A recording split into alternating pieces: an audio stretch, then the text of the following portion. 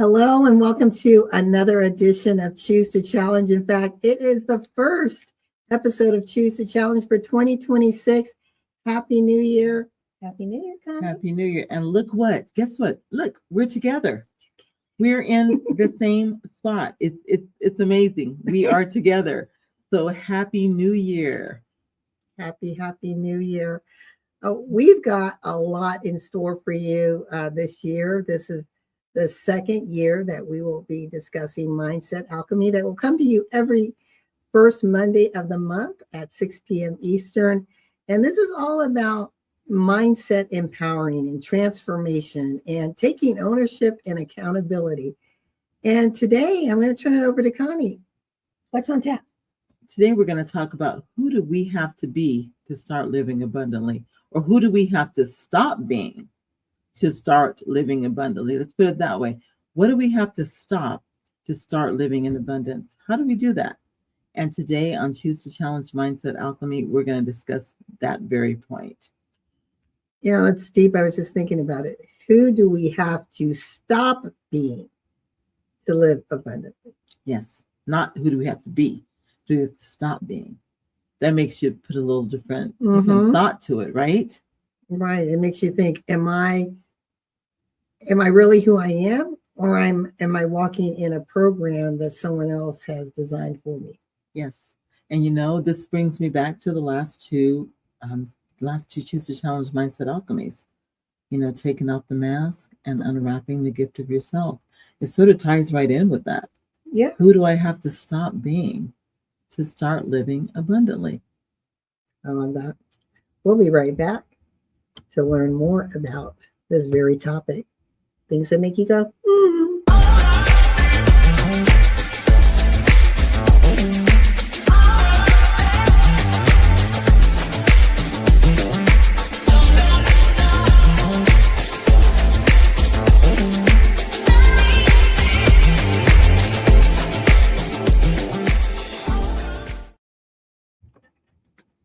Hello, welcome back. Choose to Challenge Mindset Alchemy. Again, I'm Constance Wills, and this is the beautiful Luana Bradford. We are your hosts today. And again, we are together.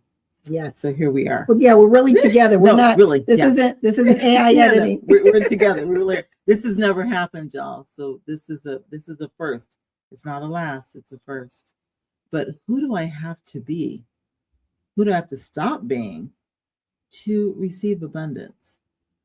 Abundance was a word that came to me late last year. And I said, I want to live abundantly. And I'm just speaking all this. I'm going to live abundantly. I want to live in abundance. And I said, I'm going to carry that over to 2026. But I've never thought of who I have to stop being. Start living abundantly. And even when we think about abundant living, how is that defined? Because it's more than just the stuff and things, right? The materialism. Abundant living is everything that we are, the essence of who we are, how we think, how we feel, how we show up. I was talking to my nephew at a dinner earlier this week, and we were talking about what would we like to see unfold in 2026 for ourselves. And it wasn't about resolutions, but it's just if you could craft and paint this picture of you, what does it look like? And he said simply, I just want to be. Wow. That sounds very, very easy, right? It sounds easy. Yes, but it almost sounds too easy, right? Because right. How do we just be? And then he was challenged with, oh, surely that, what do you mean being? Being is all about living. And he said, no, it's not. And it's like, well, what else do you want? And his response was, if I'm able to be, everything else is built on that. This is a 20-year-old. Wow. When I'm able to be, everything else is built on that. That's the foundation. And that just makes me think he's comfortable with being. With just being. How many of us are even comfortable with that? Yeah, we're busy doing. I got to do. Yes. I got to do. I mean, that's how we define ourselves, is in our busyness, in our doing.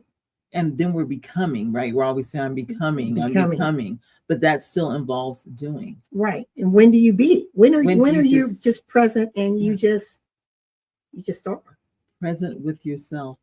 So I guess one thing we could say, we have to stop becoming. We have to stop trying. We have to stop doing that. We have to start just being, to live in abundance, in pure abundance, right? I mean, abundance could be like Luana said, many things.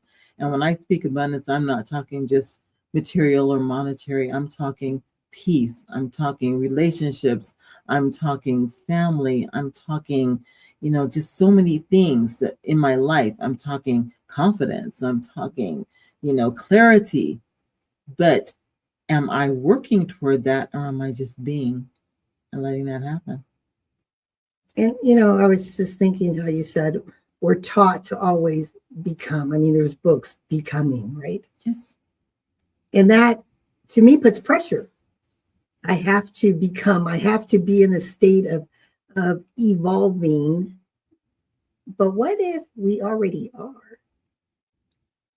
What if we are already evolved? Because if you're a person of faith, and you believe that there's no mistakes in God, and He's divinely crafted you, what are you becoming? You're right. Why aren't we just being? Back to what your nephew said. We just came full circle there. Right. Why can't we just be? That's a whole show in itself, y'all. Why can't we just be? What is in our minds that keeps us from being?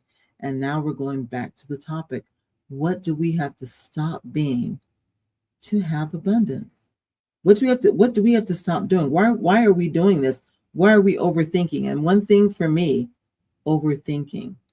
I need to stop thinking about the how and how is this going to happen, and all this is how I'm going to become who I say I'm going to become. Right. And just let it happen in doing what I do. Exactly. And I think for me, when you come from a family of high standards and excellence, we both are from military families. So you can just imagine our fathers and our mothers, and everything's right, just right. And so you force yourself to fit in this box of expectations.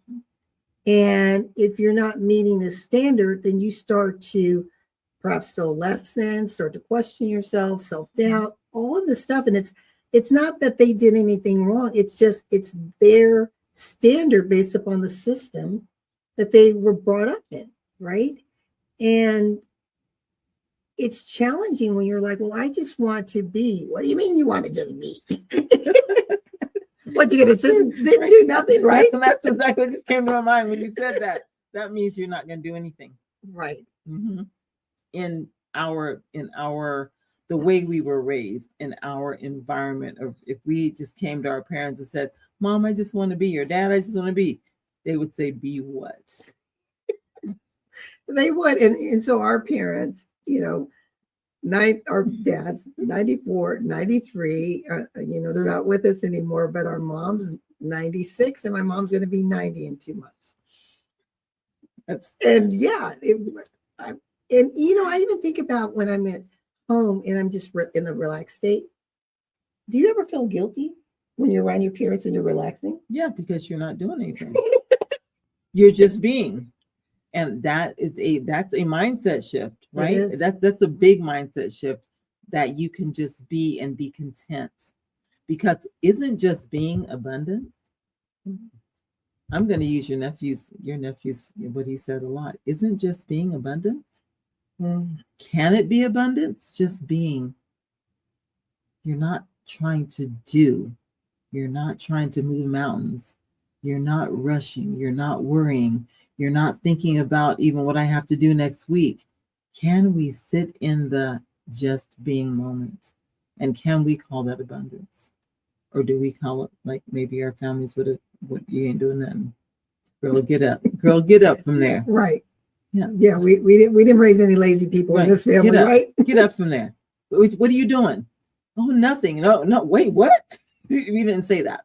I I don't think I really ever said that when I was coming Oh up. no, you're going to find something that Yeah. you're doing, something productive, Yes, something meaningful. absolutely. And when you're done doing that, you better find something meaningful to do after that. Because when you're done with the meaningful chores, maybe you get a meaningful book and read the book. Yes. Oh my gosh. When you just said that, I thought about my mom. So with her grandkids that are twins now, 20, I remember if she saw them in her idea of what idol was. Don't we have a book to read? That was her, don't we have a book? And they would go and march in their room and grab a book. This is bad for drink. Oh my goodness. Yeah, but that's true. What are you doing? Just sitting there? Right. What are you doing sitting there? And think about even the, in the faith, we hear, an idle mind is what? A devil's workshop. And it's not that you're being idle. It's just, you may not see me running around, but maybe I'm in a meditative state. Yes. Maybe I'm in a state of appreciation and gratitude, and I'm treasuring and savoring this moment. You're just being. I'm just being. But yes, we were not taught that. So that's something to learn. Even me, and I'm sure Luana, we have to even learn to just be now. Yes. Yeah. I just want to say, if you are enjoying this conversation and you want to be a guest on Choose to Challenge, especially Mindset Alchemy, if you come from that mindset transformation space, whether it's in your personal life or business, and you feel that you can bring value to our audience, we would love to have a conversation with you. And the contact information is below on how you can reach out and find out how you might be a part of Choose to Challenge, particularly Mindset Alchemy. Absolutely. And like we said, we would love to have you here. We definitely would. I mean, honestly, we work on our mindset every single day. And that's something I tell everyone I talk to. I'm a work every single day. And I'm catching myself in certain thoughts and certain patterns. And all of that has to do with mindset. Even certain beliefs in the way I live. A lot of that has to do with my mindset. And even moving into abundance or believing, really, what is abundance? Am I there? Do I need to just sit back and just relax? Do I need to do something? So that is something. It's a daily thing, y'all. It's not a one time. It's not a one size fits all. We all have our own way to work with ourselves. But we're allowed to do it. Yeah, I was talking to a colleague of mine last week about a similar topic, and it was really about showing up and doing and making sure that you were intentional, deliberate, all of these wonderful things. And I said, at the end of the day, whatever it is that you're doing, you're busy spinning your wheels, you're doing something. At the end of the day, number one, does it matter? Number two, if it were your last day, is that what you want to do? That's deep. And they just looked at me like, oh, because this person is a workaholic and they love what they do and they're great at what they do. They love to work so much that they chose to work on Christmas and on their birthday, because their birthday was the 24th and Christmas was the 25th. And again, I just wondered, well, at the end of the day, are you going to say, oh my gosh, if I could just work one more day? Or would you say something else? Would you just be? Yes, that's what I was going to go right back to. Would you just be? And now that I'm thinking about it, because I really haven't thought about that, I think I would just want to be. Whatever that means, whatever that is to me, I think I would just want to be. If I knew it was my last day, I think I would just want to be present with myself. Yes. We'll be right back. And I want to talk a little bit more about that and share some insights about our fathers, because what I saw in their last years was the power of being. We'll be right back.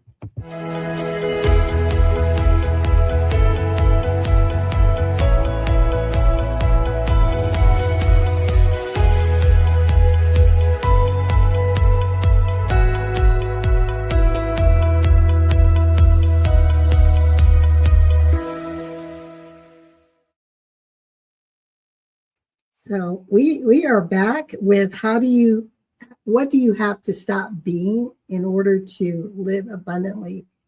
I'm Luana Bradford, our co-host here, Connie Wells. And I want to talk about our dads for a minute. I want to honor these amazing men who we were blessed to have as our fathers. And the one thing that I saw very similar in them, besides their background in the military, they both had an incredible calm and peace about them. And you know, that is so true. Even though when I was a young woman and when I was a child, I can tell you I thought my dad was scary and mean sometimes. I ain't gonna lie. They were military. I thought he was scary and mean. I didn't see that calm then.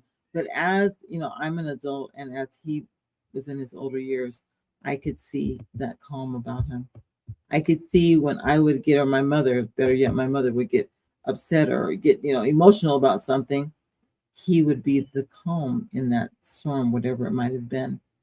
And sometimes it was looked at as, Bill, you don't care or whatever. But no, he was the calm in that storm. And I didn't notice that. And I hadn't really thought about it until now, when Luana brought that up, that they were both that way. I'm sure your father as well, right? Right. And I think for me, in the absence, I can feel that absence. Mm-hmm.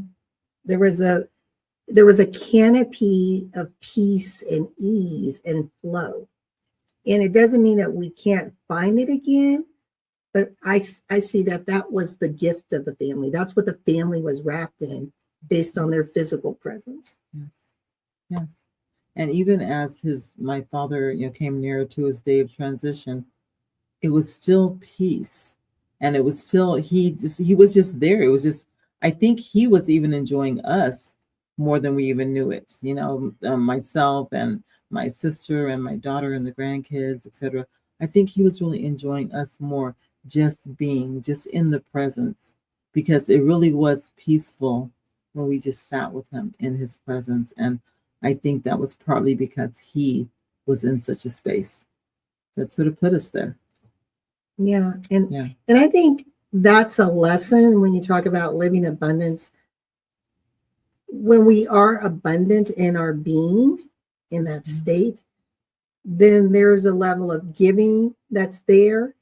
And sometimes that giving transcends action. So what Connie's talking about, that transcended actions. There was a gift cycling, right? Touching each person that was around him, not just in the final moments, but he just was this bigger than life, peaceful, but firm. No doubt. But firm. Pops. Absolutely. And the stories that I heard after his transition, they really brought me peace, because that told me that he really was that firm, peaceful person to other people that I wasn't even aware of, and people that came to his services. And because your father was such a peaceful man, his presence commanded that. And that's amazing. So that in itself, like Luana just said, that's abundance. And I don't think our fathers tried to live in abundance. I really don't think they did. I think they just lived, and they were abundant. Ooh, that's deep. Did you catch that? They weren't trying to be abundant. They just lived, meaning they were in their state of being, which became abundance. Yeah. Because it's abundance to me even now. When I think about times and I think about words, that fills me up even in this stage, especially being that this is the first holiday season. Mm-hmm. That last year was the first one that I spent without my father. And even thinking about him through those times brought abundance to me. And I didn't feel sad. I felt emotional sometimes. Yes. But it wasn't what I thought I was going to be boohooing and, oh my God. No. It was just a feeling of peace, probably because that's who he was. Right. But you're right. I mean, abundance should be able to, something that we don't clamor after or chase after. Abundance should just be us. When people see us, they should equate us being who we are with abundant living. I love that. Wow. Yeah, that's powerful. Yeah. So again, who do I have to stop being? Who does Luana have to stop being to live abundantly?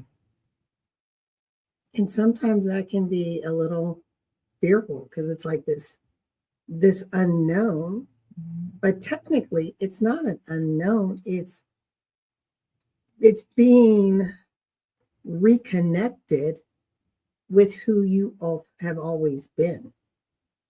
But sometimes the world and other people's impressions on what should be and standards have you walking down a lane that has never felt totally comfortable. But you're checking off the boxes, right? You're meeting standards, you've got that big paycheck, whatever it is. But somehow you don't have this feeling of peace and ease. It's like something's missing. And I think part of that is just not being able to be. Because you're being, again, ing, which is action, going, something that you were never designed and created to be. Yes, we're bringing everything to everybody, but we're not being authentic to ourselves. But it's so normal. It's not like I'm saying it's something we don't do because we all do it. But we're being everything to everybody. You know what this has brought this back to mind. The monks who are walking across the country. Yes, the peace walks. Yes, I think that is just being. This came across my mind right then.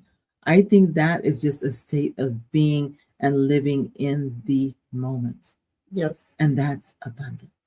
And I remember when we were going to the University of Arizona. Do you remember them being on the yard? No, I don't remember them. Yeah, they came. Walked through. Yeah. Just say you were fortunate enough to see them. That was, and it was, again, just sometimes when you are in this case, in the States of the monks, you're being who you were created to be. Standing in that truth causes attention to flow to you. It causes lives to change. Do you think this is just by happenstance that certain people happen to be in their paths? Lives were touched and changed. Yes. I mean, even with the current march that's going on, I've been following it a little bit, and I'm watching people's reaction to these men. And it brings me to tears almost, because I can tell that there's so much power in the interactions. I can see the power, and I'm not even there. It's over a video, but I can see the power in those interactions. And those monks are just being who they're created to be. I don't think they have any of the cares or worries or anything that we make so prevalent in our lives that keep us from living abundantly. And I think, especially here in the US, and many probably Western cultures, we're so consumed with the stuff and things as we started, the tangibles. What do I have? What am I amassing? What roles do I have? What positions? That it literally causes us to miss life. Mm-hmm. Yes. We literally miss it. And then you go to some of the most impoverished nations, and these people have so much joy. Like I was talking to one person, and they were getting a home built. They I can't remember which nation in Africa they're from, and they were saying the average income is $400 a month. And I'm like, rewind. Did you meant maybe a week? They said, no, a month. And I'm like, oh my gosh. They said, yeah, you're looking at it through American eyes. Yes. Because that immediately, but when you said that immediately made me think. It immediately made me gasp. How do you live on that? I mean, here in this country, if we all of a sudden knew that from now on, you get $400 a month. There'd be a lot of people who would lose their minds. I'd probably be one of them, because I'm not there yet, y'all. I'm not there yet. But that's amazing. And that's true, though. It seems like people that don't have these kind of cares and worries pushed on them by Western culture that we have, they can live more at ease with whatever, and they can be satisfied and abundant in whatever state they're in, because they're not worried about abundance the way that we frame it. Yeah. We'll be right back.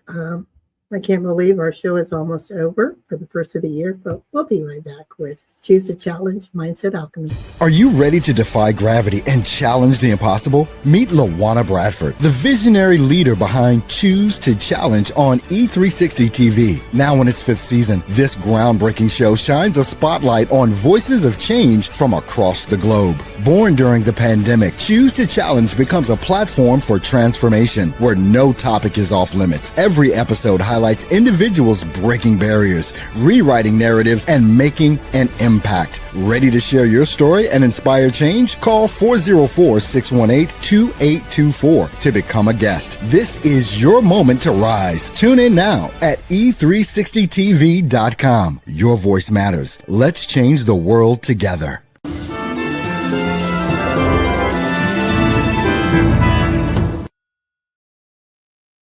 Well, we are back, and I just want to encourage you to think about what we're saying today about what does it take for you to stop doing, to stop being, in order to have the abundance that you seem to be so aggressively pursuing. And if you want to be a guest on Choose the Challenge, if you're someone in the mindset transformation space and you want to share your knowledge and expertise here with us, some tools and strategies to help people to elevate to the best and highest self and live that abundant life, reach out to us. Information is below.